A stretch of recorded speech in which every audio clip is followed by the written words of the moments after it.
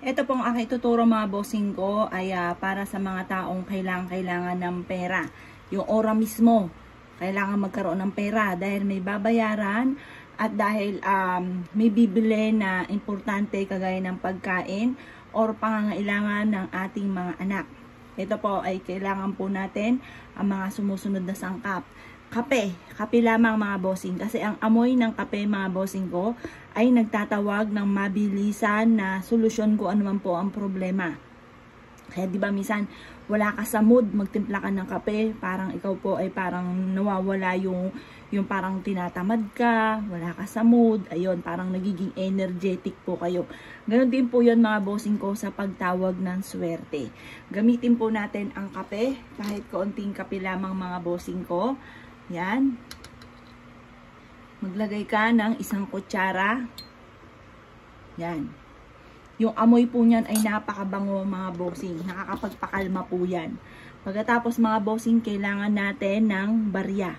Yan. Ang pinili ko ay 5 piso. Kasi ang 5 piso ay labis-labis ang blessing. Ang ibig sabihin na number 5. At ito po ay silver, nagtataboy ng malas. At ang bilog para tuloy-tuloy ang pasok ng swerte.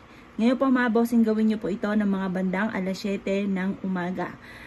Ito po mga bossing ko, kung kailangan nyo ng pera, mabilis ang pera, bukod sa inyong pagiging masipag at matyaga, gamitan nyo po ng ganito mga pamamaraan.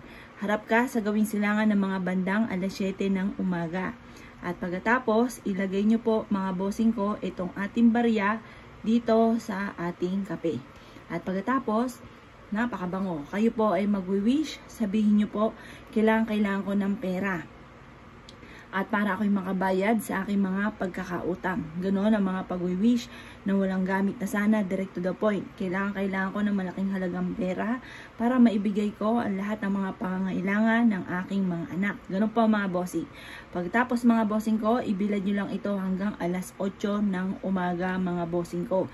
At makalipas ng alas 8 ng umaga, ilagay nyo po ito sa ilalim ng inyong higaan. Sa inyong kwarto, sa ilalim ng higaan, ilalim ng papag, ng kama, o ng anuman po yung hinihigaan po ninyo sa pinakailalim. Ito po ay magtatawag ng swerte. Ang aroma ng tambalan ng kape at barya ay makakatulong upang sa ganon, kung kailangan ng pera ay agaran na magkaroon ng pera. Proven po ito dahil ito rin po ang ginawa ko dati mga bossing ko.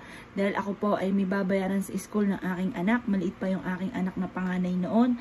Nag-wish lang po ako mga bossing ko dahil nakaranas din ako na hindi pwedeng kumuha ng exam mga bossing ko nang hindi pa nakakapagbayad. Kaya nasa labas yung anak ko. Nag-wish po kaagad ako kung sino bang aking mahihiraman kaagad na papayag. At ito nga po yung bigla ko nakaisip mga bossing ko kung sino. At kaagad po mga bossing ko ay pumunta kaagad ako doon at nagbayad kaagad ng tuition. At yun nga po mga bossing ko, mabilisan, kailangan nyo po mga bossing ko, mapuputulan ka na ng kuryente kada katapusan. Gawin nyo po ito mga bossing para kaagad ay makapagbayad. Ngayon pa mga bossing ko, ikaw ay naniniwala at gagawin nyo po ito. Good luck po sa inyo po lahat.